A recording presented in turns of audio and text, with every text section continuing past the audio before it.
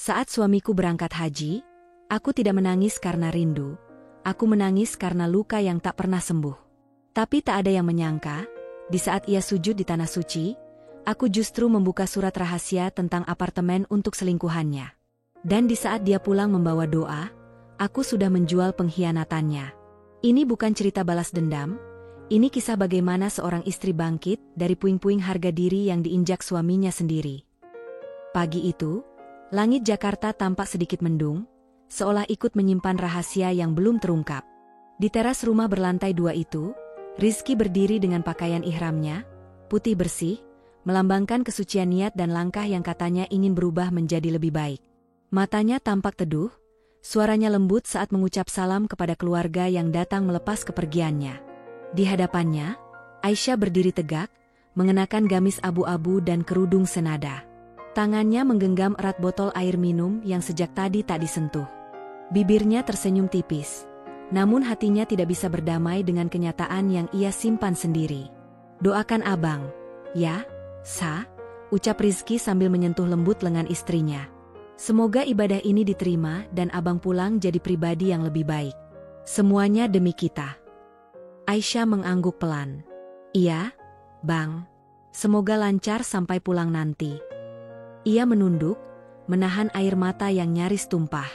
Tapi bukan karena keharuan melihat suaminya berangkat ke tanah suci, melainkan karena luka yang terlalu lama dipendam, mengendap dalam diam dan perlahan berubah menjadi duka yang tak terlihat. Sikap Rizky selama ini sudah banyak berubah. Dulu, ia adalah suami yang penuh perhatian. Setiap pagi mencium kening Aisyah sebelum berangkat kerja, setiap malam selalu menyempatkan waktu bercerita meski lelah. Tapi sejak beberapa bulan terakhir, rumah mereka terasa seperti tempat persinggahan, bukan lagi tempat bernaung.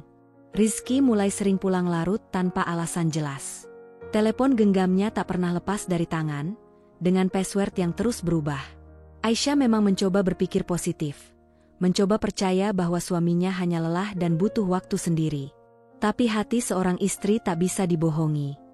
Dan kecurigaannya mencapai puncak beberapa hari sebelum keberangkatan Rizky. Kala itu, Rizky terburu-buru pergi pagi-pagi.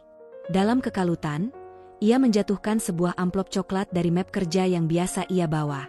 Aisyah menemukannya di sudut ruang tamu saat sedang menyapu. Ia tidak berniat menggeledah, ia hanya ingin tahu apa yang sedang disembunyikan Rizky. Isi amplop itu mengejutkannya hingga membuat lututnya lemas.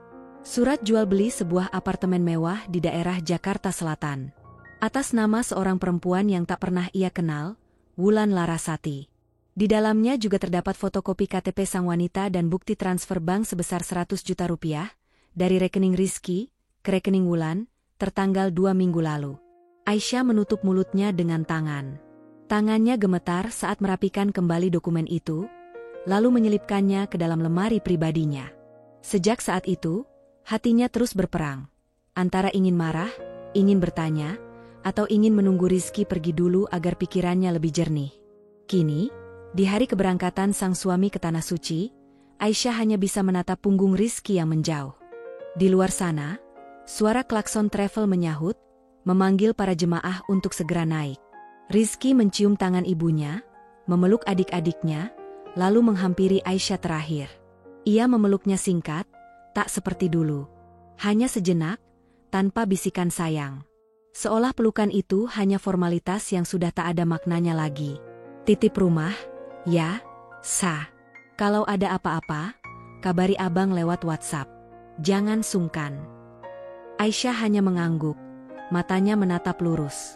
Setelah mobil travel berlalu di ujung jalan, Aisyah masih berdiri mematung di depan rumah. Angin pagi membawa aroma samar-samar bunga melati dari pekarangan. Tapi baginya, semua tampak pahit hari itu. Ia masuk ke dalam rumah perlahan, menutup pintu, dan menuruni anak tangga menuju ruang bawah tanah yang jarang dipakai. Di sana, ia menyimpan dokumen penting di lemari kecil berwarna biru. Dengan napas berat, ia membuka laci itu dan mengeluarkan amplop coklat yang sama. Tangannya mengusap permukaan kertasnya, lalu membuka kembali isinya. Kini, dengan Rizky pergi ke tanah suci, Aisyah merasa punya ruang untuk bergerak. Ia tidak berniat membalas. Tidak juga ingin membuat keributan. Tapi ia tahu, Tuhan telah menunjukkan sesuatu padanya. Dan ketika Tuhan membuka tabir rahasia, maka sebagai manusia, ia tak boleh menutup mata. Wulan Larasati, gumam Aisyah sambil menatap KTP perempuan itu. Umurnya tak jauh beda dengan dirinya. Cantik. Alamatnya tertulis di apartemen yang baru saja dibeli Rizky. Jantung Aisyah berdetak cepat. Ia merasa seperti tokoh utama dalam drama yang dulu hanya ia tonton di televisi.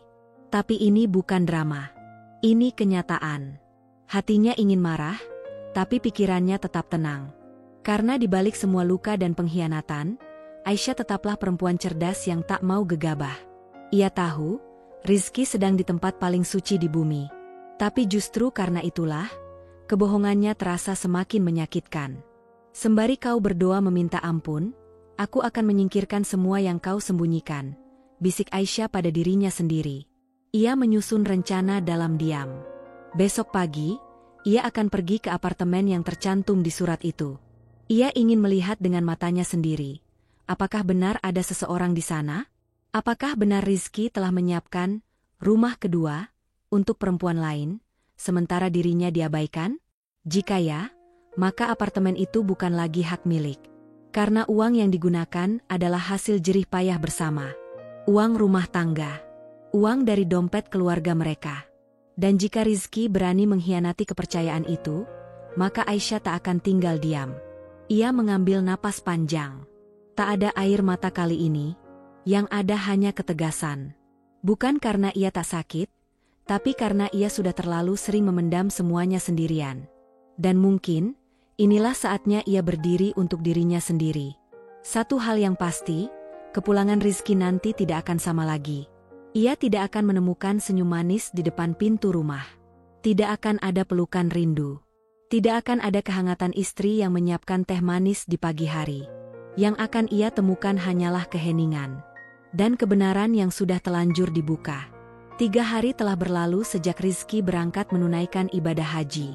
Rumah kini terasa lebih sunyi dari biasanya. Tidak ada suara sandal jepit Rizky yang biasa menyentak lantai, tidak ada denting gelas kopi yang kerap terdengar dari dapur, dan tak ada suara berita pagi dari televisi yang selalu ia putar keras-keras. Rumah itu seolah menjadi reruntuhan dari apa yang dulu disebut kehidupan bersama. Aisyah tidak banyak keluar. Ia memilih diam di rumah, membersihkan tiap sudut yang selama ini hanya disentuh sekilas. Baginya, kesunyian itu bukan musuh, melainkan sekutu yang memberi ruang untuk berpikir lebih jernih. Pagi itu, setelah menunaikan salat duha, ia memutuskan membersihkan kamar kerja Rizky di lantai 2, ruangan yang dulu seakan menjadi wilayah terlarang, tempat yang selalu ditutup rapat dan jarang ia masuki. Begitu pintu terbuka, bau kertas tua dan tinta printer menyambutnya. Meja kayu besar di tengah ruangan tertutup tumpukan berkas dan map lusuh. Di pojok ruangan, pot tanaman kering dengan batang coklat miring ke satu sisi tampak tak bernyawa. Aisyah melangkah. Perlahan, menyentuh permukaan meja yang berdebu, lalu mulai mengangkat satu persatu tumpukan kertas. Sebagian besar hanya dokumen kerja dan laporan kantor. Tapi di bawah tumpukan map merah yang sudah melengkung di ujungnya, Aisyah menemukan sebuah map berwarna biru tua. Di atasnya tertulis, Private Confidential, dengan huruf kapital. Hatinya berdebar. Resleting map itu sudah usang, tapi masih tertutup rapat. Tanpa ragu, ia merobeknya pelan dengan bantuan gunting kecil yang tergeletak di laci. Isinya membuat tubuhnya membeku. Beberapa lembar kertas rapi, tersusun seperti dokumen resmi. Di antaranya terdapat surat jual beli properti atas nama seorang perempuan bernama Tania Meilani, apartemen mewah di kawasan Jakarta Selatan, lengkap dengan fotokopi KTP dan bukti transfer sejumlah 100 juta rupiah dari rekening Rizky ke rekening Tania. Tanggal transfernya hanya 3 minggu sebelum Rizky berangkat haji. Jantung Aisyah serasa berhenti berdetak. Ia terduduk di kursi putar Rizky, menggenggam map itu erat-erat seperti sedang memegang bara.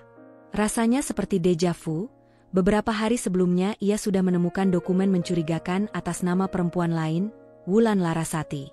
Dan kini, satu nama lagi muncul, dengan nilai uang yang sama besarnya. Amarah menyeruak perlahan, menjalari seluruh tubuhnya. Tapi Aisyah tak menangis. Tidak kali ini, ia menutup map, menekannya ke dada, lalu menarik napas panjang. Dalam diam, pikirannya bekerja lebih cepat dari emosinya. Jika ini adalah bukti pengkhianatan kedua, maka bisa saja masih ada yang ketiga atau keempat. Ia tak akan gegabah menuduh, tapi ia juga tak akan lagi tinggal diam. Hari itu juga, Aisyah mengambil buku catatannya, duduk di meja makan, dan mulai menulis. Tapi bukan lagi resep-resep masakan atau daftar belanjaan seperti biasanya. Kini ia menulis langkah demi langkah tentang apa yang akan ia lakukan selanjutnya. Memeriksa keaslian dokumen, melacak identitas Tania, mencari jalur hukum untuk mengamankan aset rumah tangganya. Ia tahu, waktu Rizky pulang masih sekitar sebulan lebih. Itu berarti, ia punya cukup waktu untuk bergerak. Sore harinya, Aisyah menyalakan laptop dan mulai mencari informasi tentang Tania. Nama itu ia ketik di kolom pencarian Google dan media sosial. Tak butuh waktu lama sampai ia menemukan akun Instagram seorang perempuan bernama Tania Anmel, dengan foto profil bergaya profesional. Wanita itu terlihat muda, cantik, dan hidup dalam gemerlap kota, kafe elit, studio yoga, pesta kecil di rooftop apartemen. Aisyah merasa mual.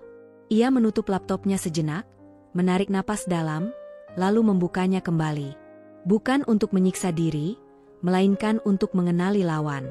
Ia mulai mencatat alamat apartemen yang pernah diiklankan atas nama Tania, unit 2 kamar tidur di Southof Residence, lantai 17. Malamnya, Aisyah menghubungi Dini, sahabat lamanya yang kini bekerja sebagai pengacara di kantor hukum keluarga. Mereka sudah jarang bertemu, tapi Aisyah tahu, Dini adalah satu-satunya orang yang bisa ia percaya dalam situasi seperti ini. Dan benar, saat mereka melakukan panggilan video, Dini langsung menunjukkan empati dan kesiapannya membantu. Setelah mendengar kronologinya, Dini menghela napas dalam. Sah, kalau uangnya dari rekening Rizky dan itu bagian dari harta bersama, kamu punya hak atas properti itu. Tapi untuk menjual atau membatalkan, kamu perlu dokumen kuasa hukum dari Rizky. Dan dia sedang di Tanah Suci. Aisyah menggigit bibir, kecewa. Lalu aku harus tunggu dia pulang. Tidak juga, jawab Dini. Ada cara untuk membekukan status hukum apartemen itu sementara, agar tidak bisa dipindah tangankan. Nanti aku bantu buatkan draft suratnya. Yang penting sekarang, kamu kumpulkan semua bukti, rekening koran, transaksi, dan identitas pembeli. Ucapan Dini menyuntikkan semangat baru. Meski tidak bisa langsung bertindak agresif, Aisyah setidaknya bisa mengambil langkah pencegahan. Ia merasa seperti sedang bermain catur, dan kini gilirannya membuat gerakan penting sebelum lawan sadar bahwa dia sedang diawasi.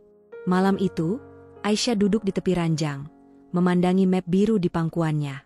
Dari layar ponsel, foto Rizky yang diunggah pendamping haji terlihat begitu suci, tersenyum dengan latar belakang Ka'bah, mengenakan kain ihram, seolah tanpa dosa. Ia membayangkan Rizky sedang bersujud, memohon ampunan kepada Tuhan, sementara dirinya di rumah sibuk mengurai benang kusut kebohongan demi kebohongan. Aisyah tahu, ia tidak sempurna.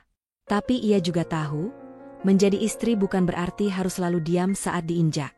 Ia berdoa malam itu, bukan agar luka ini hilang, tetapi agar hatinya cukup kuat untuk menyelesaikan semuanya tanpa kehilangan dirinya sendiri.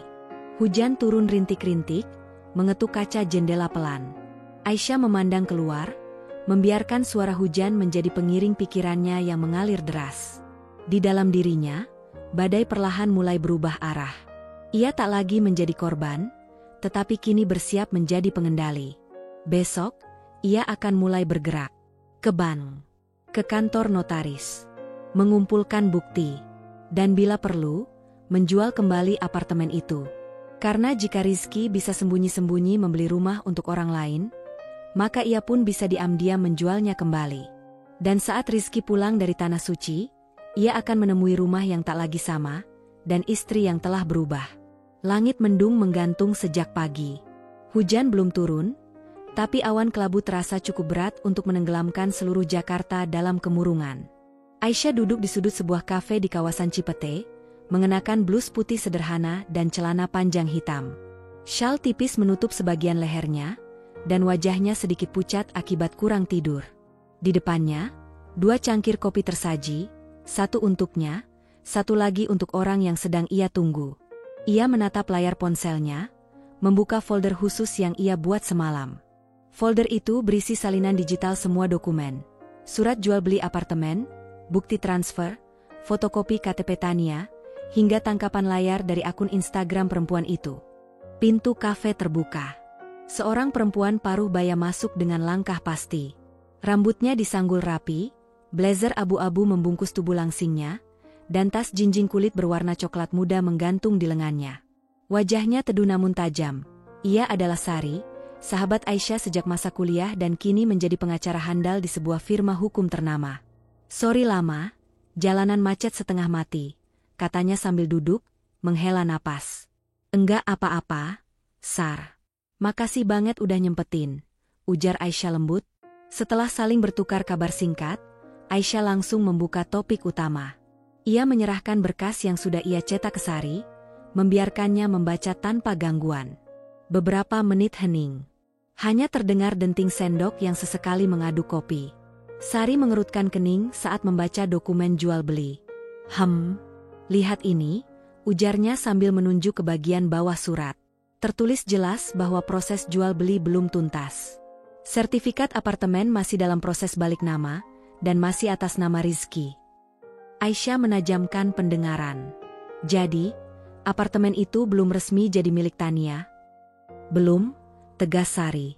"Dan karena itu masih atas nama Rizky, yang notabene adalah suamimu secara sah, artinya kamu masih punya posisi hukum di sini. Terlebih kalau kamu bisa buktikan kalau uang yang digunakan adalah dana bersama dalam pernikahan." Aisyah terdiam sejenak, menelan ludah. Hatinya campur aduk antara lega dan kecewa. Setidaknya, Tania belum benar-benar memiliki apartemen itu. Tapi fakta bahwa suaminya nyaris memberikannya tetap menyayat hati. Sari menyentuh lengan Aisyah perlahan. "Dengar, Sa.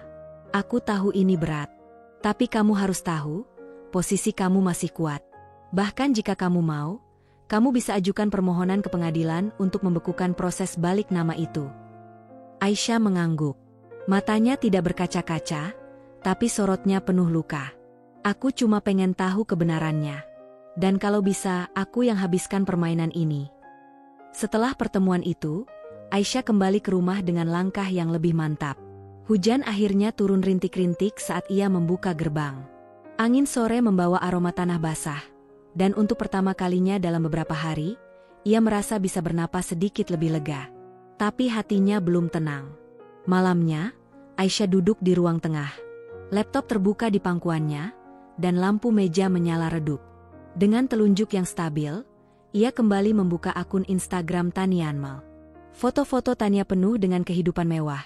Brunch di hotel bintang 5, pose di gym elit, dan selfie dengan latar belakang city view dari apartemen tinggi. Namun malam itu, Aisyah memutuskan untuk menggali lebih dalam. Ia menyusuri setiap foto satu persatu, membaca caption, memperhatikan komentar.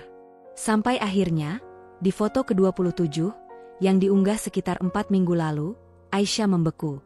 Sebuah foto memperlihatkan Tania duduk bersandar di sofa putih elegan. Ia mengenakan gaun tidur satin berwarna peach, dengan gelas wine di tangan kanan dan ponsel di tangan kiri. Di belakangnya, tampak jendela besar dengan tirai krem dan panorama kota di malam hari. Namun yang membuat dada Aisyah sesak adalah detail kecil yang mungkin luput bagi kebanyakan orang. Di atas meja kaca, ada buku bacaan Islami yang sangat Aisyah kenal. Buku itu pernah ia berikan pada Rizky di ulang tahunnya tahun lalu. Lengkap dengan inisial kecil, RA, di sudut kanan bawah yang ia tulis sendiri dengan tinta emas. "Ya Allah," desisnya. Tangannya gemetar saat menekan tombol berikutnya. Kali ini, sebuah foto candid. Rizky, mengenakan kaos hitam, duduk bersandar di balkon dengan latar lampu-lampu gedung pencakar langit. Ia sedang tertawa kecil, wajahnya menghadap ke arah kamera, dan tangan kirinya menggenggam tangan seseorang. Tangan perempuan dengan gelang mutiara yang sama seperti yang dikenakan Tania di hampir semua fotonya. Tubuh Aisyah kaku. Tak ada lagi ruang untuk keraguan. Bukti itu terpampang jelas, bahkan diumbar tanpa rasa malu. Ini bukan lagi kecurigaan. Ini pengkhianatan yang telanjang, terbuka, dan disengaja. Aisyah menutup laptop perlahan, menatap ke arah langit-langit yang diam. Matanya menatap kosong, tapi pikirannya sangat hidup. Ia merasa seperti sedang berdiri di tebing tinggi. Di bawahnya jurang kemarahan, tapi di depannya ada jembatan menuju keadilan. "Cukup," bisiknya. Bukan sekadar cukup pada luka, tapi cukup untuk menjadi korban. Esok hari, Aisyah berencana ke kantor notaris yang tercantum di surat jual beli itu. Ia ingin tahu seberapa jauh transaksi ini berlangsung, dan apakah ada celah hukum untuk membatalkan prosesnya. Ia juga akan menemui Dini kembali, membawa bukti-bukti baru dari media sosial, bukti yang bisa menjadi peluru hukum untuk membela haknya. Dan mungkin bila waktunya tiba, Aisyah sendiri yang akan berdiri di depan pintu apartemen itu. Bukan sebagai istri yang cemburu, tapi sebagai pemilik sah yang akan mengambil kembali haknya. Malam itu, ia tertidur dengan mata terbuka. Tapi bukan karena takut, melainkan karena pikirannya terus menyusun langkah demi langkah. Kali ini bukan lagi tentang mempertahankan rumah tangga, melainkan mempertahankan harga diri. Dan itu tidak akan ia serahkan pada siapapun, termasuk Rizky. Pagi itu, matahari belum naik sempurna saat Aisyah berdiri di depan cermin panjang di kamarnya. Ia mengenakan pakaian yang tak biasa ia pakai, kemeja longgar berwarna olive, celana jeans gelap, dan topi bundar yang menutupi sebagian wajah. Di wajahnya, hanya bedak tipis, tanpa riasan mencolok. Ia tak ingin mencolok. Hari ini, ia bukan Aisyah yang lembut dan diam. Hari ini, ia adalah perempuan yang menyamar untuk masuk ke dalam dunia yang telah menyakitinya. Di dalam tas kecil berwarna hitam, ia membawa dua hal penting. Salinan surat jual beli apartemen dan kunci duplikat yang secara mengejutkan ia temukan 2 malam lalu, terselip di balik dokumen asuransi di map biru milik Rizky. Ia mengenali kunci itu dari gantungannya.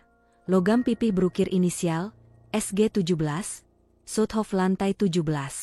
Kakinya melangkah mantap keluar rumah, menuju tempat yang selama ini hanya ia lihat lewat foto, apartemen Soothof Residence. Gedung itu menjulang angkuh di tengah hiruk-pikuk Jakarta Selatan. Petugas keamanan di lobi menyapa ramah, dan Aisyah hanya menjawab dengan senyum kecil sambil menunjukkan kartu identitas palsu atas nama Putri Ramadhani, nama samaran yang ia cetak di percetakan 2 hari lalu. Ia katakan bahwa ia hendak melihat unit 17B atas permintaan saudaranya. Penjaga tak banyak tanya, hanya mencatat dan mempersilakan masuk. Lift mengangkat tubuhnya ke atas perlahan, lantai demi lantai ia rasakan seperti menghitung detak jantungnya. Saat angka 17 menyala, Aisyah menarik napas panjang. Pintu lift terbuka, lorong berkarpet lembut terhampar di hadapannya. Ia menyusuri lorong itu pelan, hingga akhirnya berhenti di depan sebuah pintu berwarna putih dengan angka kecil bertuliskan 17B. Pintu yang sama seperti dalam foto-foto Tania. Aisyah menempelkan telinga ke daun pintu. Hening. Ia mengetuk pelan. Tidak ada jawaban. Namun ia tidak terburu-buru. Berdasarkan pantauannya di media sosial, Tania biasanya pergi ke kelas yoga setiap Kamis pukul 9 pagi, lalu mampir ke kafe langganannya. Hari ini Kamis, dan waktu menunjukkan pukul 9.12. Ia memastikan sekali lagi, lalu mengeluarkan kunci duplikat dari saku dan menyelipkannya ke dalam lubang kunci. Klik.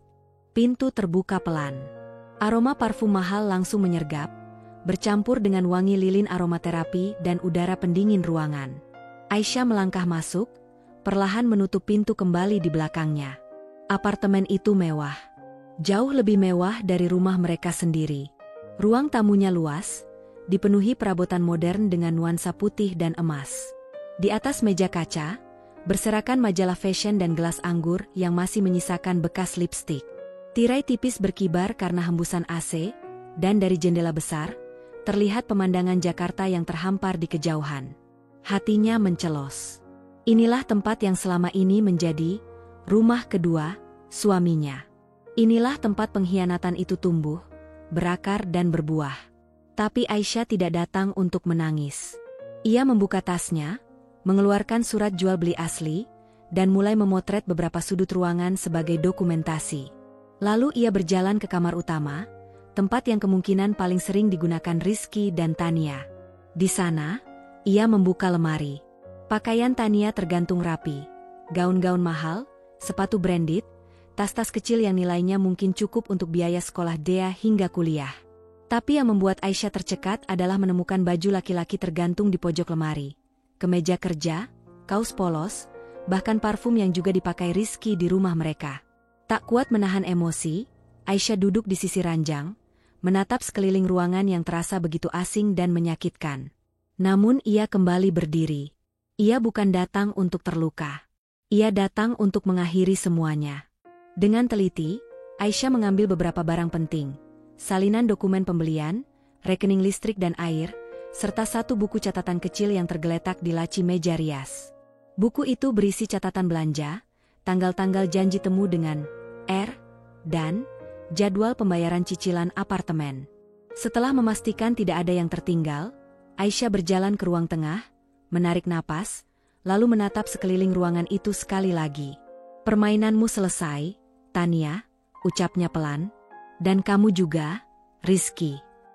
Ia menutup pintu perlahan, memastikan tak meninggalkan jejak. Di lobi, ia hanya memberi anggukan kecil ke satpam dan berjalan keluar dengan kepala tegak. 2 hari kemudian, Aisyah bertemu seorang agen properti bernama Maya, hasil rekomendasi sahabatnya, Dini. Maya adalah agen perempuan muda yang cekatan dan tidak banyak bertanya. Setelah mempelajari berkas-berkas dan status legal apartemen, Maya menyatakan apartemen itu bisa dipasarkan dalam waktu cepat. "Kalau ibu mau cepat laku, saya punya jaringan pembeli investor yang biasa cari unit begini. Tapi harus cepat, sebelum proses balik nama benar-benar selesai atas nama orang lain."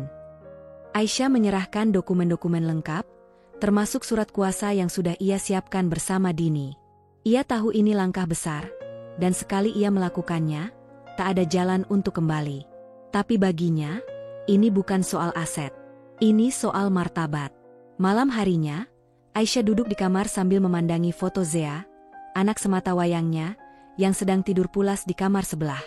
Ia menyentuh bingkai foto itu pelan, dan berbisik lirih. "Aku harus kuat, demi kamu, Nak. Kita tidak butuh rumah mewah yang dibangun di atas kebohongan." Di luar, hujan turun pelan. Sama seperti malam-malam sebelumnya. Tapi kali ini, Aisyah tak merasa gentar. Hujan itu bukan lagi simbol kesedihan. Hujan itu adalah awal dari pembersihan. Dan langkah Aisyah baru saja dimulai. Sinar matahari pagi menerobos tirai kamar Aisyah saat sebuah notifikasi masuk ke ponselnya. Ia sedang duduk di meja makan, menyeruput kopi sambil membuka email dari Maya, agen properti yang ia percaya penuh. "Selamat pagi, Bu Aisyah. Unit 17B Southof resmi terjual. Dana sudah ditransfer ke rekening yang ibu tunjukkan kemarin." "Selamat." Aisyah meletakkan gelas kopinya perlahan. Jantungnya berdetak pelan namun mantap. Ia membuka aplikasi mobile banking di ponselnya. Di sana, tertera nominal yang membuat matanya sejenak membelalak. Puluhan juta rupiah telah masuk ke rekening pribadinya, uang bersih hasil penjualan apartemen mewah itu. Namun tidak ada senyuman di wajahnya. Tidak ada rasa puas yang meledak. Hanya hening yang dalam dan napas yang berat. Uang itu bukan balas dendam. Uang itu adalah pengingat bahwa ia telah mengambil kembali apa yang dulu dirampas diam-diam oleh suaminya. Sementara itu, di tempat lain, badai sedang mulai mengamuk. Di sudut Jakarta Selatan yang ramai, seorang perempuan muda bernama Tania Meilani memarkir mobilnya di area parkir Southof Residence. Ia mengenakan setelan olahraga ketat dan jaket tipis. Wajahnya masih segar usai kelas yoga dan minum smoothie di kafe favorit. Ia naik lift sambil sibuk dengan ponselnya, membalas pesan dari temannya soal rencana liburan ke Bali. Namun saat pintu lift terbuka di lantai 17 dan ia melangkah keluar, sesuatu terasa aneh. Lorong tampak lebih sunyi dari biasanya. Dan ketika ia sampai di depan pintu unit 17B, ia menemukan pintu itu terbuka sedikit. Keningnya berkerut. "Tunggu, aku ngunci ini semalam," gumamnya. Ia mendorong pintu pelan. Mata Tania membelalak. Apartemen itu kosong. Sofa putih menghilang. Meja kaca bening lenyap. Rak buku bersih tak bersisa. Tirai ditarik. Tidak ada sepatu di rak. Tidak ada pakaian di lemari. Semua lenyap. Hanya lantai mengilap dan ruangan hampa. "Apa ini?" teriaknya. Ia berlari ke kamar utama, membuka lemari yang biasanya penuh gaun dan tas branded miliknya. Tapi hanya gantungan kosong yang tertinggal. Ia membuka semua laci, mencari barang berharga yang mungkin masih tersisa, namun semuanya kosong seperti dipersiapkan dengan teliti. Lebih buruk lagi, lampu dan AC tak menyala. Ia menekan saklar berulang kali. Listrik mati total. Tania keluar dari unit dengan panik dan langsung menghampiri satpam yang berjaga di dekat lift. Suaranya meninggi, nada bicaranya sudah tak bisa disembunyikan. "Pak, siapa yang masuk ke apartemen saya? Ini kosong. Barang-barang saya hilang." Satpam tua itu terdiam sejenak, tampak bingung, lalu merogoh saku untuk memastikan catatannya. "Maaf, Bu, tapi sesuai catatan kami, unit 17B sudah dijual," ucapnya hati-hati. "Apa?" Tania seperti disambar petir. "Dijual? Oleh siapa?" "Saya yang tinggal di sana." Pemilik resmi apartemen itu atas nama Pak Rizky Purnama. Dan kemarin, transaksi penjualan sudah disahkan notaris. "Bu, kami hanya mengikuti instruksi kantor manajemen."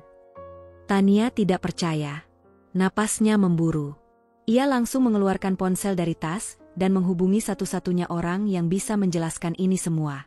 Sementara itu, jauh di Tanah Suci, Rizky baru saja keluar dari masjid setelah selesai salat zuhur. Suara adzan asyar mulai menggema, dan ia melangkah perlahan ke arah penginapan jemaah bersama beberapa teman sekamarnya. Namun langkahnya terhenti saat ponselnya bergetar di saku jubah putihnya. Panggilan video dari Tania. Ia ragu sejenak, lalu menjawab. Wajah Tania langsung muncul. Tak lagi cantik dengan makeup, tapi kusut, keringat bercucuran, dan jelas-jelas panik. "Mas, apartemennya kosong. Barang-barangku hilang semua. Katanya apartemennya dijual. Apa maksudnya?" Rizky tertegun. "Apa? Dijual? Siapa yang jual?" "Ya, aku tanya balik. Siapa yang bisa jual kalau bukan kamu? Kamu kasih aku kunci, kamu yang beli apartemen itu buat kita. Lalu sekarang semuanya lenyap." Rizky melangkah ke sudut sunyi dan menurunkan suara. "Tenang dulu, Tan. Aku di Mekah. Aku nggak pernah kasih kuasa siapapun buat jual apartemen itu." "Ya jelas bukan aku," bentak Tania. "Berarti ada orang yang bisa akses dokumennya.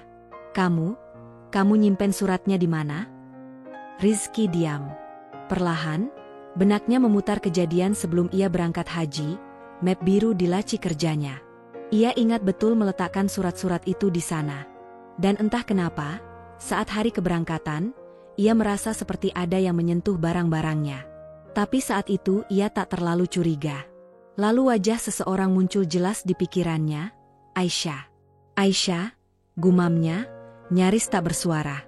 Tania mendengar. "Apa? Istrimu? Maksud kamu, dia yang ambil semuanya?" Aku nggak tahu." "Ya ampun, Mas. Aku tinggal di sana. Barang-barangku hilang. Laptop, tas, perhiasan." "Tania, tenang. Aku akan cari tahu setelah aku pulang. Tapi tolong, jangan bikin masalah di sana. Aku belum bisa ngurus ini dari sini." Tania mematikan sambungan tanpa pamit. Wajahnya merah padam, hatinya berkecamuk antara marah, takut, dan malu. Sementara itu, Rizky duduk terpaku di sudut masjid penginapan. Peluh dingin mengalir di punggungnya. Doa-doa yang ia panjatkan selama ini seolah berbalik arah. Dalam diam, ia menyadari bahwa ada badai besar yang menunggunya di rumah. Dan untuk pertama kalinya sejak tiba di Tanah Suci, ia merasa betul-betul tak tenang. Di Jakarta, Aisyah berdiri di balkon rumahnya sambil menikmati semilir angin sore. Ponselnya berbunyi berkali-kali sejak tadi, tapi ia tak membuka satu pun pesan. Ia tahu, badai sedang dimulai. Tapi ia juga tahu, ia kini punya kendali atas arah angin. Apartemen itu telah kembali padanya. Uangnya sudah diamankan. Dan Tania sudah tahu. Kini tinggal menunggu sang suami kembali dari perjalanan sucinya. Dan Aisyah sudah bersiap menyambutnya. Bukan dengan pelukan, melainkan dengan kebenaran yang tak bisa lagi disangkal. Hari itu, matahari Jakarta bersinar dengan garangnya, namun rumah Aisyah tetap teduh seperti biasanya. Angin dari jendela terbuka menyapu perlahan tirai putih yang menjuntai sampai lantai. Aroma kayu manis dari diffuser di sudut ruang tamu menyebar lembut, menenangkan siapapun yang menghirupnya. Aisyah duduk di kursi rotan dengan ponsel di tangan, menatap layar sejenak sebelum akhirnya menjawab panggilan yang sudah berdering dari tadi. Nama, Rizky Mekah, muncul di layar. Aisyah tersenyum kecil, senyum yang tidak sampai ke mata. "Assalamualaikum," sapa Aisyah dengan suara yang begitu halus, seolah tak terjadi apa-apa. "Waalaikumsalam." Suara Rizky terdengar agak tegang, tergesa dan berlapis rasa panik. "Aisyah, aku mau tanya sesuatu. Surat apartemen yang di map biru, kamu lihat nggak?" Aisyah menarik napas panjang, lalu menatap keluar jendela, ke arah langit yang cerah seperti hatinya hari ini. Ia menjawab dengan nada netral, nyaris terdengar polos. "Surat? Maksudnya apa, Mas? Surat yang mana ya?" "Surat jual beli apartemen itu," jawab Rizky cepat. "Map biru. Di laci kerjaku. Aku kayaknya taruh di sana sebelum berangkat. Kamu buka meja itu." Aisyah menggigit bibir bawahnya, menahan senyum yang nyaris pecah. Ia tahu benar, suara Rizky yang biasanya tenang kini dipenuhi keresahan. Lelaki itu sedang takut. Dan ketakutan itu adalah musik terindah bagi seorang perempuan yang terlalu lama diperlakukan sebagai bayang-bayang. "Wah, Aisyah nggak tahu, Mas. Memangnya penting? Mau Aisyah cari sekarang?" Enggak usah," potong Rizky buru-buru. "Cuma tanya aja. Kamu baik-baik aja di rumah?" Aisyah mengangguk kecil meski tahu Rizky tak bisa melihatnya. "Alhamdulillah. Semua baik, Mas. Rumah tenang. Dea juga sehat. Kami doakan Mas lancar ibadahnya di sana." Nada lembut itu begitu kontras dengan isi hatinya yang mendidih panas. Bukan karena amarah, melainkan karena kekuatan.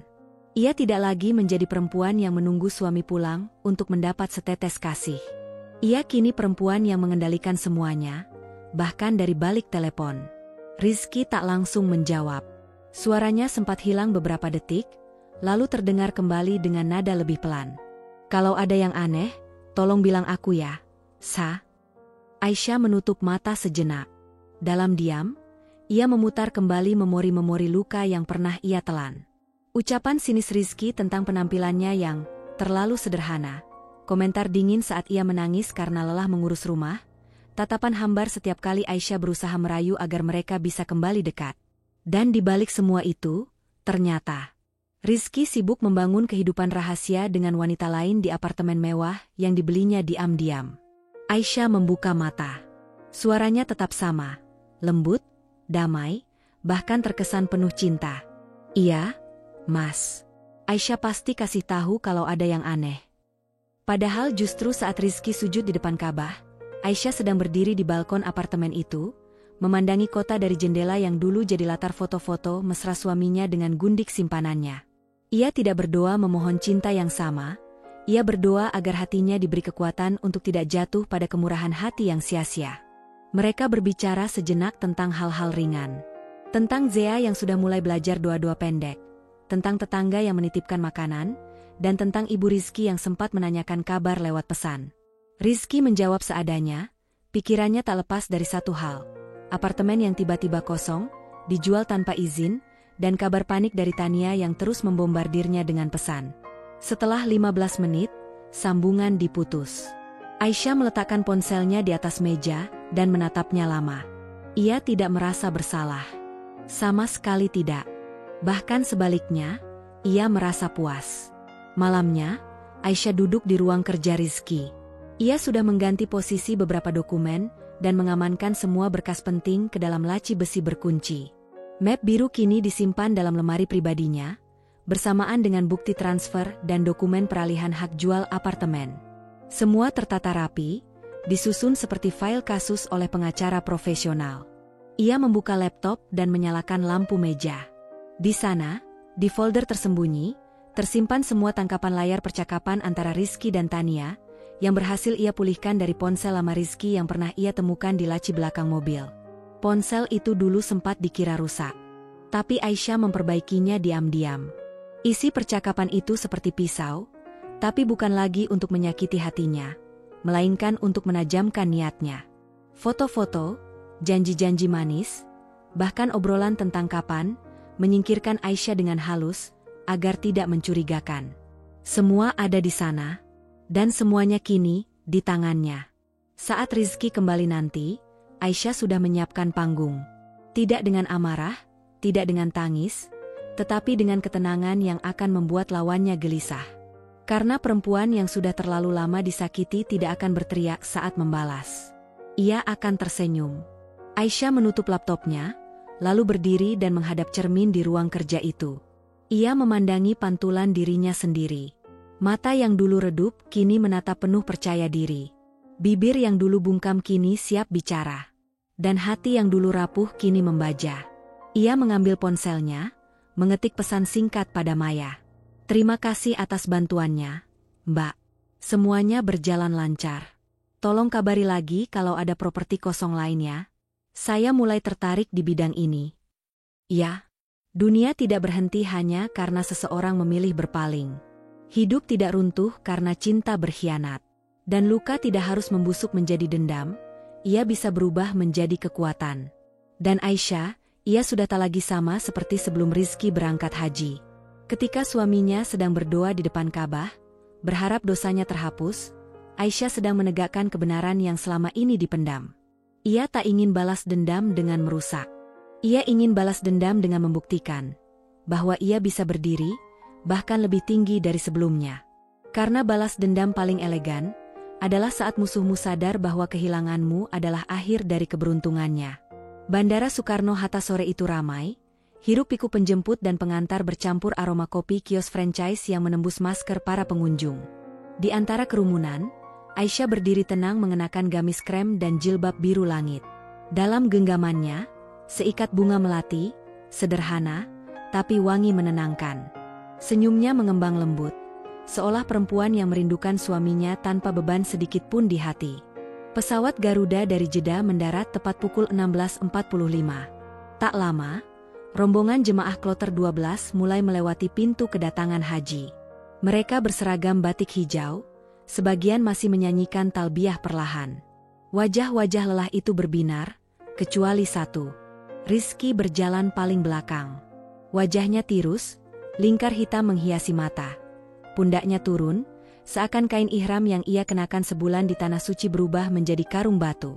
Tangannya menarik koper, tapi gerakan itu kaku, seperti seseorang yang tak yakin tujuan langkahnya. Ketika mata Rizky menangkap sosok Aisyah, ia tertegun. Istrinya tersenyum hangat, mata bening berbinar bangga.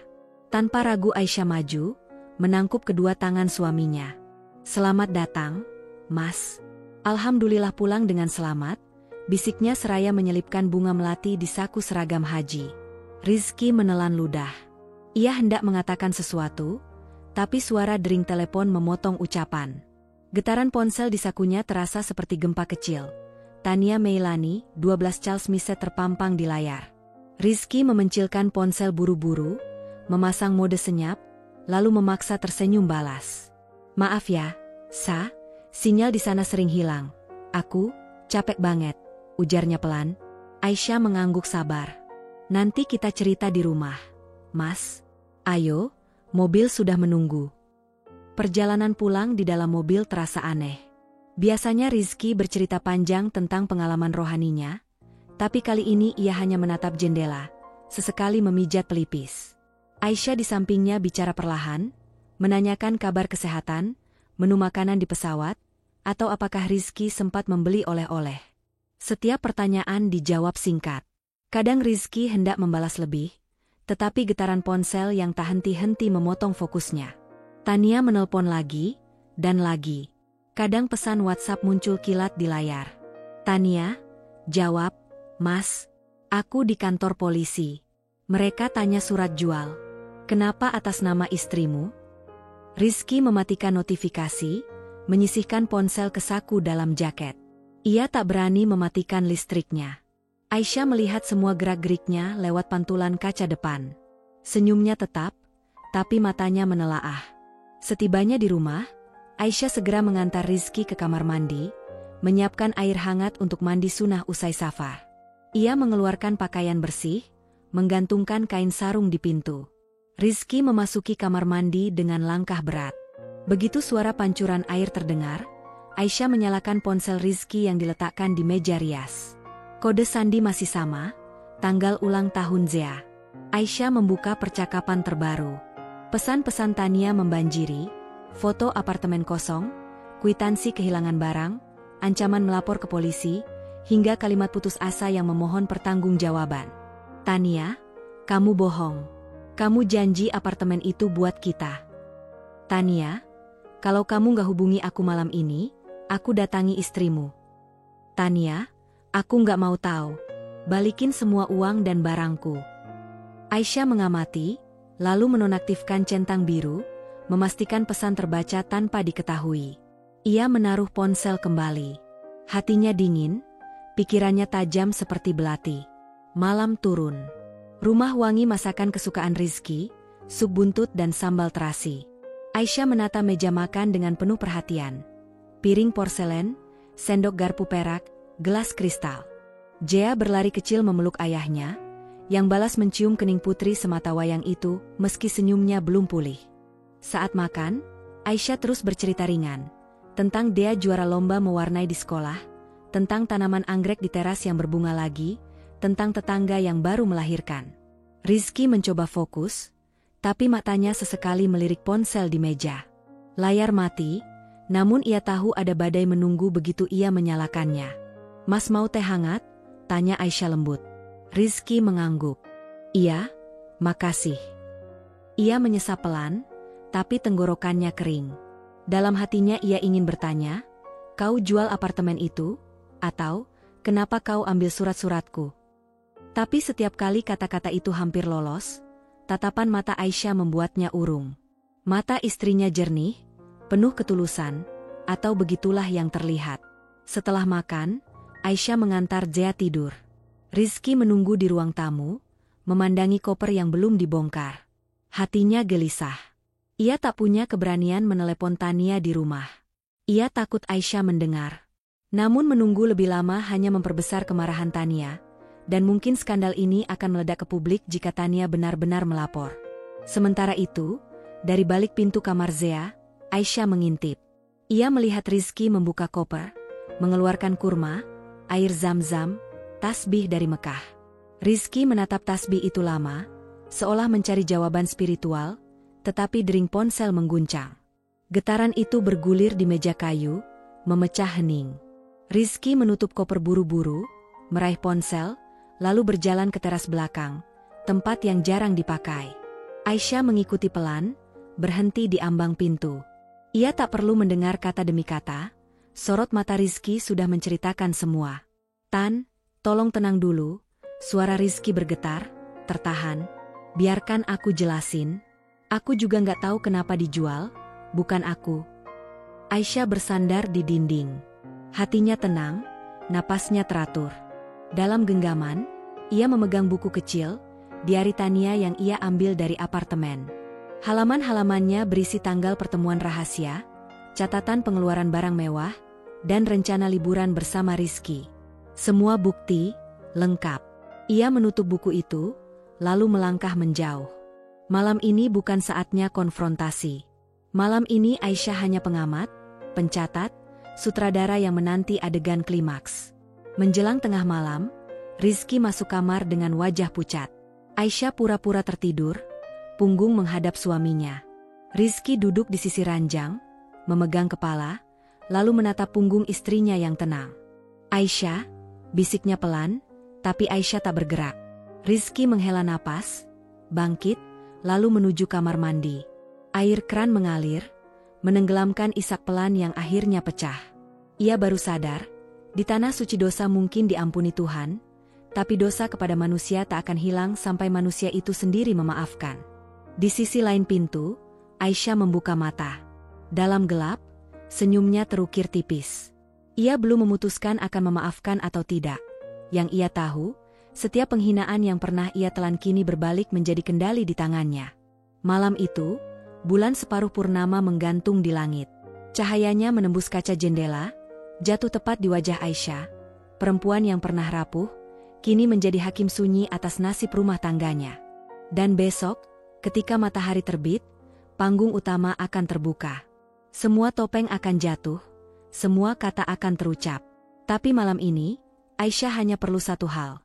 Memastikan ia mencatat setiap getaran telepon, setiap bisik gelisah, setiap nada patah dalam suara suaminya. Karena esok, catatan-catatan itu akan menjadi senjatanya. Senjata yang akan menentukan siapa yang benar-benar pulang membawa berkah, dan siapa yang pulang membawa bala. Pagi baru saja beranjak tinggi ketika suara klakson panjang memecah kesunyian kompleks perumahan. Aisyah sedang menjemur handuk di teras samping. Refleks menoleh. Di depan gerbang rumahnya, sebuah sedan putih berhenti mendadak. Pintunya terbuka dengan kasar, dan keluar seorang perempuan berwajah murka, Tania Meilani. Rambutnya diikat seadanya, wajahnya pucat dengan mata merah bekas kurang tidur. Begitu menjejak trotoar, ia berteriak lantang, suaranya memantul di antara dinding-dinding rumah tetangga. "Rizky, keluar kamu. Kamu pikir bisa kabur begitu saja?" Beberapa tetangga mengintip dari balik tirai. Burung-burung merpati di kabel listrik beterbangan kaget. Aisyah menekan tombol rekam di ponsel yang ia sembunyikan di balik kerudung, lalu berjalan menuju pintu depan, pura-pura takut. Rizky muncul tergesa dari dalam, masih memakai kaos putih dan celana training, rambutnya acak-acak akibat baru bangun. Wajah letihnya semakin tegang ketika melihat Tania di gerbang. "Tania, tolong, jangan bikin keributan di sini," ucap Rizky sambil melirik Aisyah yang berdiri beberapa langkah di belakangnya. "Kita bicara baik-baik." "Baik-baik."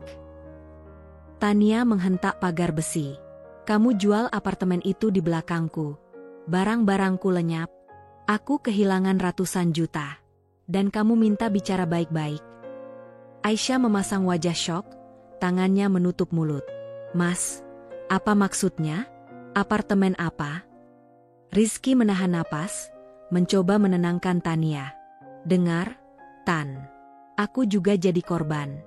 Surat-suratku hilang, transaksi terjadi tanpa sepengetahuan aku.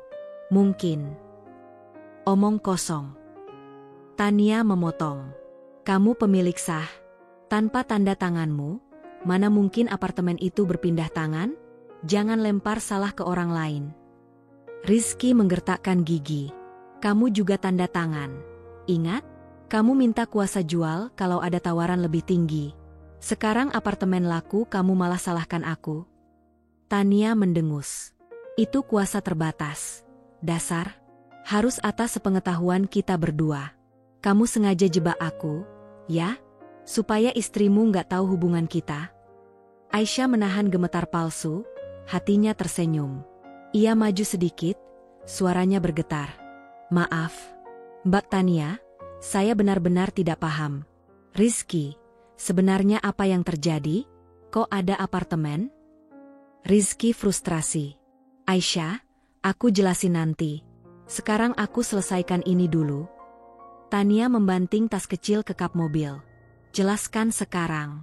Barang-barang pribadi aku hilang. Perhiasan, laptop, tas, semuanya. Ganti rugi." "Barangmu?"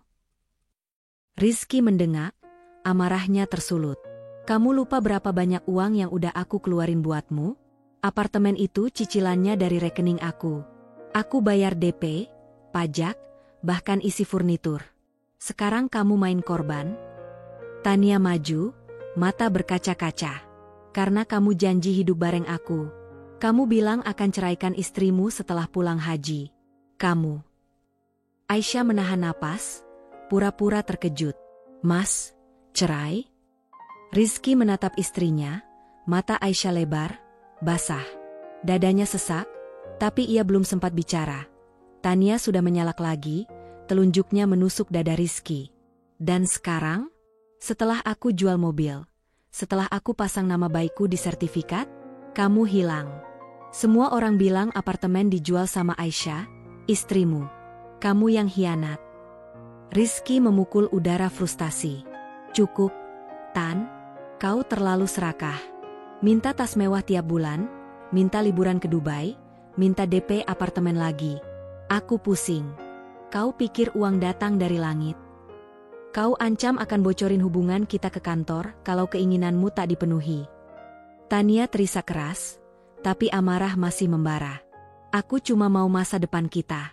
Kau yang datang pertama kali, bilang rumah tanggamu hampa, istrimu dingin. Kau rayu aku. Sekarang kau salahkan aku?" Aisyah menunduk, menyembunyikan senyum kecil. Ucapannya tentang istri dingin, terngiang. Ia menahan tangan yang gemetar, menekan tombol zoom agar rekaman jelas menangkap wajah kedua insan yang saling memaki. Sudah. Rizky mengangkat tangan, suaranya meninggi. Aku nggak mau lanjut ribut di depan orang-orang. Kita masuk mobil, ke kantor notaris. Kita lihat legalitas, kita pecahkan masalah dengan hukum. Tania menepis. Aku nggak kemana-mana sebelum kau ganti semua kerugian. Listrik dimatikan, meteran diblokir. Aku nginap di hotel 2 malam. Biar manajemen tahu, aku lapor polisi kalau perlu. Rizky menengok ke kiri kanan sadar tetangga mulai merekam. Napasnya berat. Baik. Aku transfer uang sementara. Tapi berhenti teriak, kau bikin malu. Tania tertawa sinis. Malu? Kau takut istrimu tahu? Lihat. Dia sudah dengar semuanya. Mata Tania menantang Aisyah. Bagaimana rasanya, Bu? Suami terhormatmu selingkuh berbulan-bulan. Aisyah menggigit bibir, menahan tangis palsu. Saya tidak percaya. Rizky memejam mata, suara parau. Maaf. Tapi ini masalahku, aku yang akan selesaikan. Masuk dulu ke rumah. Namun Aisyah menggeleng, berpura-pura berani meski air mata menggantung. Tidak, Mas. Aku mau dengar di sini. Mbak Tania bilang suamiku janji cerai. Tania menyeringai. Betul. Dia bilang nikah kalian cuma formalitas. Katanya, kamu terlalu sibuk ngurus rumah. Tidak paham ambisi dia. Kata-kata itu menghantam Rizky. Tan, berhenti. Kau putar cerita. Putar? Suaranya pecah. Kenapa kamu blocking aku seminggu terakhir? Karena takut istrimu tahu? Sekarang semuanya terbuka. Rizky menepukkan tangan ke rambut, frustrasi. Karena kau terus meneror. Aku ibadah. Aku butuh tenang. Tenang? Sementara aku kehilangan semua? Aisyah merekam tangan mereka yang menunjuk, wajah yang memerah, kata-kata yang saling mengiris. Setiap detik jadi bukti, bukan hanya perselingkuhan, tapi juga pengakuan penggunaan harta bersama. Mikrofon ponsel menangkap jelas nama-nama bank, nilai transfer, bahkan pengakuan Tania soal kuasa jual terbatas. Akhirnya, Satpam Kompleks datang menegur, meminta keributan dihentikan. Rizky menghela napas panjang, lalu menatap Aisyah, mata memohon belas kasih. Aku minta maaf. Kita masuk dulu, Aku jelaskan semuanya. Tolong. Aisyah menatap dalam. Aku akan dengar penjelasan Mas, setelah Mas selesaikan urusan di depan gerbang ini. Karena masalah ini bukan hanya urusanmu dengan Tania. Ini menyangkut hartaku, hartamu, masa depan Zea. Tania mendengus, namun takut pada kerumunan yang semakin besar. Aku tunggu uangku hari ini. Kalau tidak, aku lapor media. Baik, desah Rizky. Ia merogoh ponsel, bicara terpaksa. Aku transfer deposit dulu. Sisanya setelah klarifikasi notaris. Oke? Tania mengangguk setengah memaksa. Aku kasih waktu 24 jam. Kalau tidak, selamat tinggal reputasi kalian. Setelah kesepakatan rapuh itu, Tania masuk mobil, menyalakan mesin, dan melesat pergi, meninggalkan jejak ban di aspal dan bisik tetangga yang berlarian di udara panas. Rizky menutup gerbang, matanya merah. Aisyah menahan jarak aman, ponsel di tangan masih merekam. Ia menekan stop, lalu menyimpan file itu ke awan daring. Suara Rizky serak, aku nggak pernah berniat. Aisyah mengangkat tangan perlahan. Mas, masuklah. Kita butuh ruang tenang untuk bicara. Aku sudah siapkan semuanya. Air, kopi, dan kebenaran. Rizky tercekat. Kata terakhir itu menohok. Ia mengikuti Aisyah masuk rumah, meninggalkan pagar yang masih bergoyang akibat amukan Tania. Di atas, langit mendung menggelap. Petir menggeram pelan, seakan menunggu hujan menumpahkan segala. Dan di dalam rumah, dua hati yang pernah berpaut kini bersiap menumpahkan rahasia paling pekat.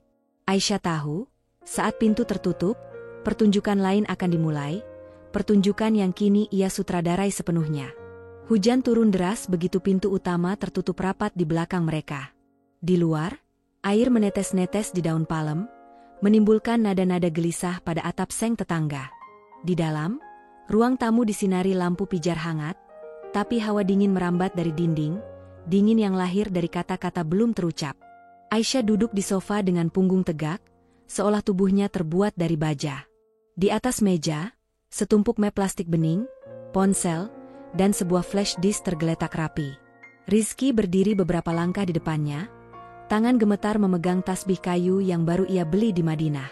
Pakaian haji yang baru disetrika tadi pagi belum sempat ia ganti, kini basah oleh keringat dingin. Di lantai 2, Dea tertidur, tak tahu badai sedang menggerus fondasi keluarganya. Suara jam dinding mengisi ruang hampa. Tik-tok, tik-tok, seperti hitungan mundur menuju ledakan. Akhirnya Aisyah menegakkan dagu dan memecah hening. Mas masih ingat, sebelum berangkat haji, Mas bilang pergi mencari ketenangan? Suaranya pelan, namun setiap suku kata bagai serpihan es. Rizky meremas tasbih.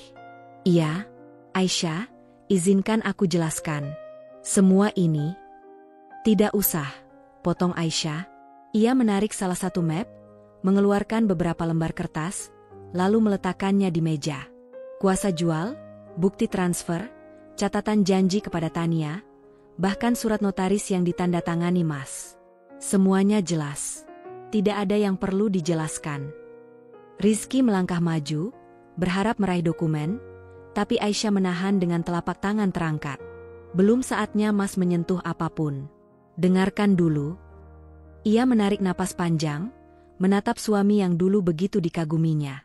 Aku diam selama ini bukan karena bodoh. Aku diam karena menunggu. Menunggu siapa yang akan Mas pilih, keluarga atau nafsu. Sekarang, jawabannya sudah di depan mata. Rizky terjatuh berlutut di karpet. Tolong, maafkan aku. Aku hilaf. Aku terjebak. Semua ini, aku sebenarnya mau akhiri dengan Tania. Aku berangkat haji karena ingin taubat. Aisyah mencondongkan badan, suara serak menahan emosi. Taubat dimulai dengan kejujuran, bukan dengan menyembunyikan surat di laci. Bukan dengan memblokir perempuan yang kau janjikan hidup bersama, lalu berharap aku tak pernah tahu. Haji tak membersihkan hati yang masih kotor. Kalimat itu menggema di ruangan, menusuk lebih tajam dari pisau. Rizky terisak, menunduk. Air matanya menetes ke permadani. Ia meraih lengan Aisyah, tapi Aisyah menyingkir pelan, tetap elegan, tetap berjarak. Sudahlah, ujarnya lirih namun tegas, sepertinya kalian memang pantas saling menghancurkan. Suara itu bukan teriakan, tetapi dentumannya menggetarkan dinding batin Rizky. Ia merasa perutnya kosong, seolah seluruh darahnya menguap lewat pori-pori. Ia ingin berkata bahwa ia masih mencintai Aisyah, bahwa ia menyesal. Namun lidahnya keluh, terjerat rasa malu. Aisyah berdiri, mengambil flash disk, dan menancapkannya ke laptop di meja sudut. Layar menyala, menampilkan folder penuh rekaman video dan tangkapan layar. Klik, rekaman perdebatan di gerbang pagi tadi berputar, suara Tania melengking, suara Rizky membalas, pengakuan hitam putih tumpah tanpa sensor. Klik, tangkapan layar chat mereka membara, aku akan ceraikan dia setelah haji, sabar sayang, apartemen kita hampir lunas, dia nggak akan tahu. Rizky menutup mata, punggungnya seolah dipukul batu. Aisyah mematikan video. Ini peluru. Aku tidak berniat menggunakannya ke publik. Selama Mas menyelesaikan semuanya dengan adil. Tapi kalau Mas mencoba memutarbalikkan keadaan atau mencabut hakku, maka peluru ini tak segan kutembakan. Ya Allah. Aku tidak butuh janji, potong Aisyah lagi. Aku butuh tindakan nyata. Kita punya anak, kita punya harta dibangun bersama. Kalau Mas mau memperbaiki semua, ayo kita bicara di depan mediator.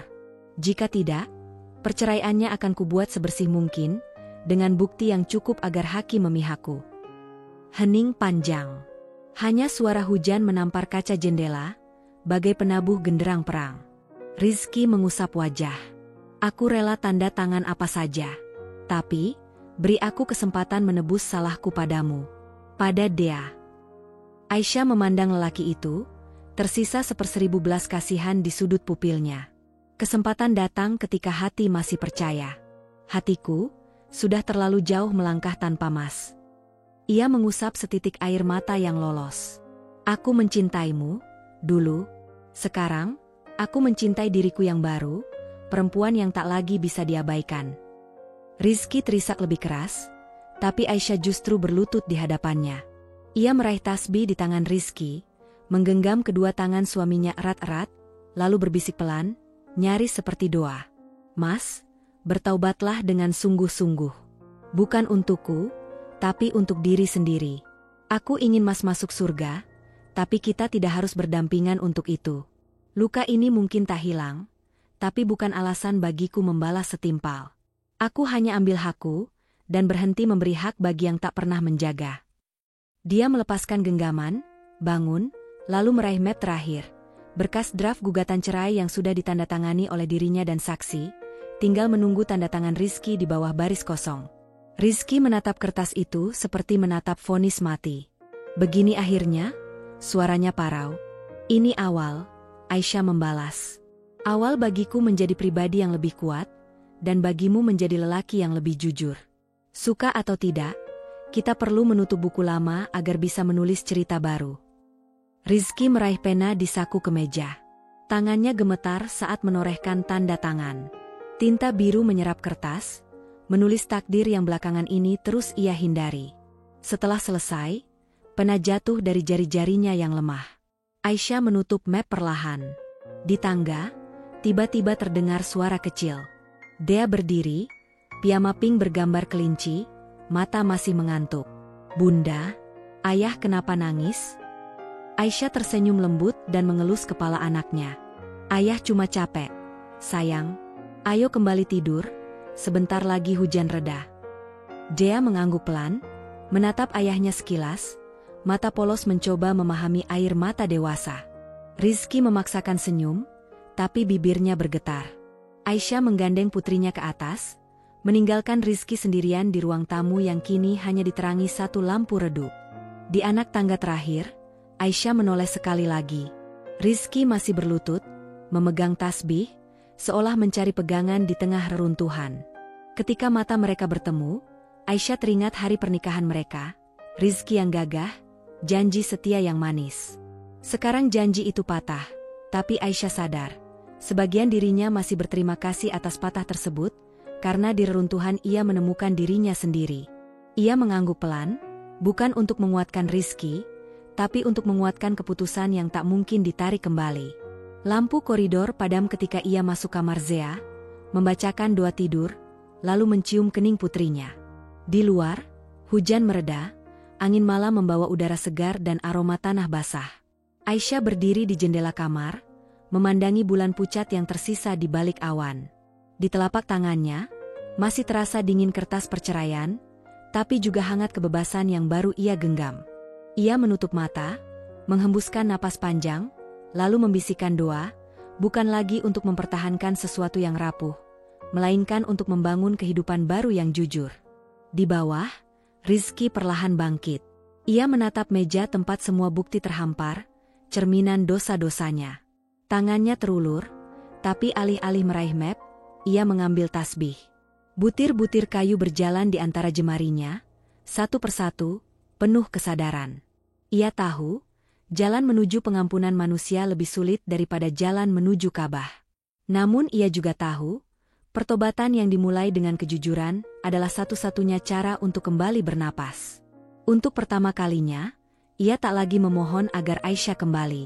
Ia memohon agar dirinya sendiri berubah.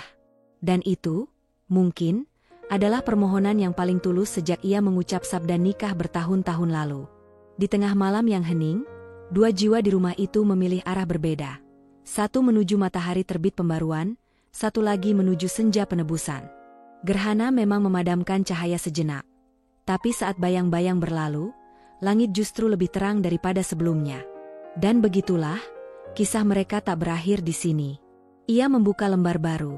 Bagi Aisyah, lembar keberanian, bagi Rizky, lembar pertobatan. Yang pasti, keduanya tak lagi sama, karena satu kalimat tegas telah meruntuhkan ilusi. Haji tak membersihkan hati yang masih kotor. Sebulan setelah hujan deras yang menutup babak kelam hidupnya, Aisyah berdiri di depan sebuah gerbang besi hitam berukir sederhana. Di balik gerbang itulah berdiri rumah barunya. Bangunan 2 lantai bergaya tropis modern, temboknya dilapis batu alam dan dicat hangat krem. Di antara jendela kaca besar, tanaman monstera menempel bak lukisan alam yang hidup.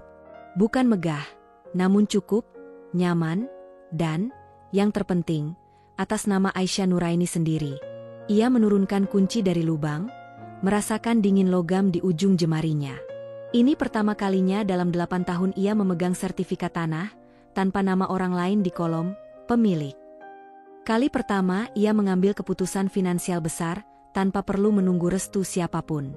Setiap bata, setiap genting, dibeli, secara harfiah, dari keping-keping pengkhianatan yang sudah ia tukar balikan menjadi kekuatan. Di halaman, dia berlarian mengelilingi pohon mangga muda yang baru ditanam tukang taman kemarin. Kakinya berdebu, tapi tawanya jernih. Aisyah ikut tertawa, memanggil putrinya untuk masuk dan melihat kamar baru yang dihiasi stiker bintang dan lampu peri. Lantai kayu meretakkan gema langkah kecil Zea, seakan rumah itu sedang diisi jiwa untuk pertama kalinya. Setelah mengantar Zea ke kamar, Aisyah menuruni tangga menuju dapur terbuka. Di sana, kardus-kardus berisi peralatan masak masih tertumpuk. Ia membuka satu kardus, mengeluarkan wajan favoritnya, hadiah ulang tahun dari ibunya, lalu menaruhnya di kompor induksi yang mengilap. Belum ada gas yang mengalir, tapi cemerlang baja wajan memantulkan senyuman Aisyah. Ia menepuk permukaannya lembut, seolah berterima kasih karena selalu setia menerima panas. Sambil menyeduh teh melati, ia memikirkan apa saja yang telah berubah sejak sidang perceraian diputus 2 minggu lalu. Hak asuh penuh jatuh padanya, harta bersama dibagi sesuai hukum, dan Rizky bersedia membayar nafkah rutin. Pengacaranya, Dini dan Sari, akhirnya tak perlu menembakkan peluru rekaman. Pengakuan Rizky di depan hakim sudah cukup membuat pembagian aset berpihak padanya. Namun, hasil terbesar justru bukan di rekening bank, melainkan di lembar-lembar keputusan yang memberinya kebebasan legal untuk berdiri utuh sebagai dirinya. Uang adalah sarana, bukan tujuan, dan Aisyah tak ingin harta itu sekadar mengenyangkan ego. Sebab luka yang ia alami lahir dari kehausan seseorang pada kemewahan semu, ia tak ingin jatuh pada lubang serupa. 2 hari setelah menempati rumah baru, Aisyah mengajak Zea ke sebuah panti asuhan di pinggiran Depok, Yayasan Cahaya Kalbu. Panti itu dikelola pasangan suami istri sepuh, Pak Burhan dan Bu Mariah, yang menampung 47 anak yatim piatu. Gedung 2 lantai mereka sudah renta. Dinding lembab, atap asbes bocor di beberapa tempat. Namun, keceriaan anak-anak menutupi semua kekurangan. Aisyah memilih tempat itu karena diam-diam ia sering melihat unggahan media sosial relawan yang kesulitan dana rehab atap. Dan hari ini, Aisyah datang bukan sekadar menyalurkan beras atau baju bekas, tapi menyerahkan satu bendel dokumen, bukti transfer sejumlah besar dana, cukup untuk renovasi total gedung, pengadaan komputer belajar, serta tabungan beasiswa minimal 5 tahun ke depan. Pak Burhan sampai bergetar saat membolak-balik lembar konfirmasi ban. Ibu yakin? Segini besar? Aisyah tersenyum hangat. Insya Allah, Pak, ini rezeki titipan. Uang hanya bermanfaat jika dibagi. Di sudut aula, dia duduk berbagi cerayon dengan seorang bocah perempuan 6 tahun yang kehilangan orang tuanya dalam kecelakaan. Bocah itu menggambar matahari besar di langit biru, dan Zea menambahkan pelangi. Aisyah memotret momen itu dalam ingatan, sinar kasih yang tak mengenal garis keturunan. Ia yakin, sebagian luka batin sembuh ketika melihat orang yang pernah dicintai, dalam hal ini, Rizky, dipantulkan secara berbeda. Bukan sebagai musuh, tapi sebagai guru yang mengajarinya harga sebuah kejujuran. Sebelum pulang, Pak Burhan mengangkat tangan berdoa. Anak-anak menggemakan, amin, panjang. Aisyah menunduk, air mata hangat menggenang. Dalam deras, amin, itu, ia merasakan beban lama diangkat perlahan, digantikan ketenangan yang jauh lebih tulus daripada sebuket permintaan maaf kosong. Beberapa hari kemudian, sore yang teduh membawa Aisyah ke ruang kerja barunya.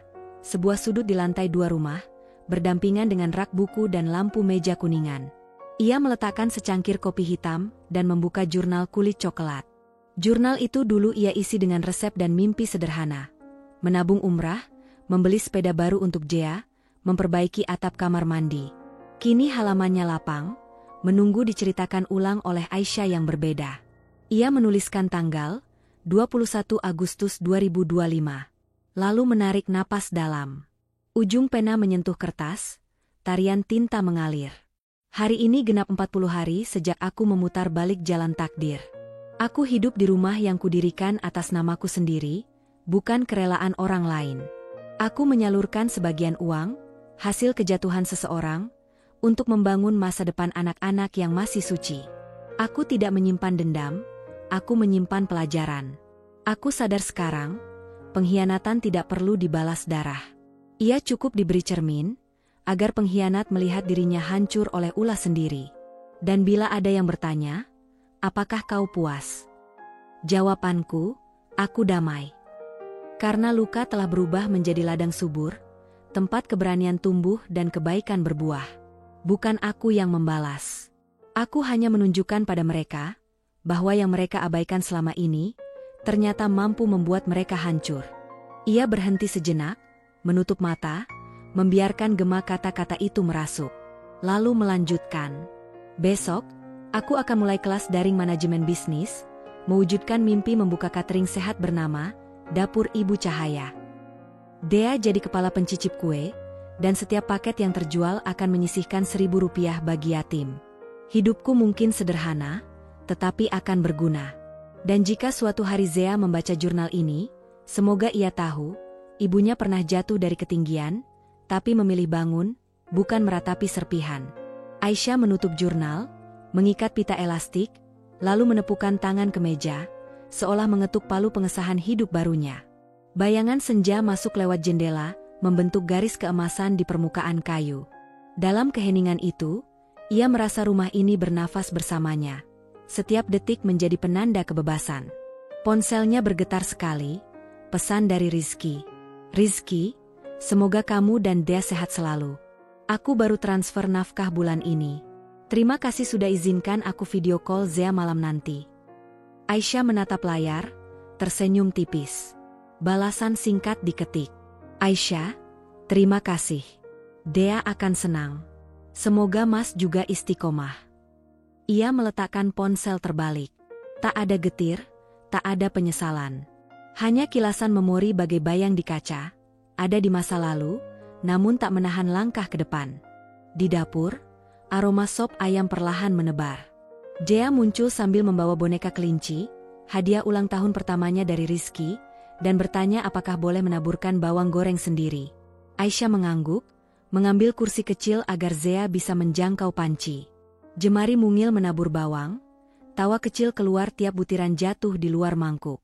Pemandangan sederhana, namun Aisyah merasa lebih kaya dibanding semua furnitur mewah di apartemen yang sudah ia lepas. Ketika malam turun, mereka makan di teras belakang. Lampu taman kecil berkedip lembut. Aisyah memandang langit, bulan sabit tipis menggantung, diapit 2 bintang terang. Tugasnya belum usai. Masih ada usaha membangun bisnis, membesarkan Dea, merawat diri. Namun satu hal pasti, ia tak lagi berjalan di bumi serapuh dulu. Ia menjejak tanah sebagai perempuan yang memutus rantai pengkhianatan, menjadikannya pupuk keberanian. Jauh di lubuk hati, ia mengucap syukur. Bukan karena kemenangan atas orang lain, tapi karena kemenangan atas ketakutan sendiri. Dan harapan kecil berbisik, semoga setiap perempuan yang terluka menemukan pintu keluar, semoga setiap hati yang patah memahami arti bangkit, semoga setiap air mata tak berhenti pada duka, melainkan berubah jadi sungai yang menyirami benih kebaikan. Aisyah menyesap teh terakhirnya. Uap hangat menari di udara malam. Di halaman, lampu sensor menyala otomatis ketika angin menerpa dahan mangga, seolah alam sendiri bersiap menjaga rumah baru itu. Ia bangkit, melangkah tanpa ragu, dan menutup pintu belakang perlahan. Klik. Pintu terkunci, memisahkan gelap luar dan hangat dalam.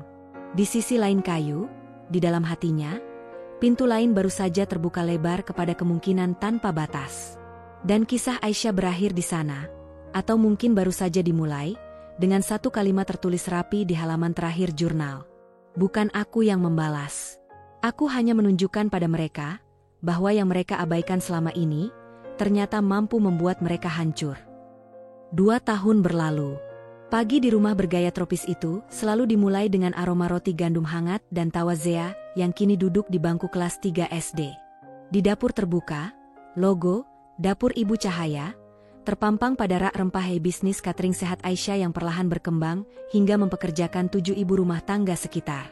Setiap paket makan siang masih menyisihkan Rp1.000 bagi Yayasan Cahaya Kalbu, membuat dapur panti asuhan itu tak pernah lagi kekurangan bahan baku. Di ruang tamu, sertifikat rumah atas nama Aisyah Nuraini tergantung berdampingan dengan piagam Pengusaha UMKM Inspiratif Kota Depok 2027.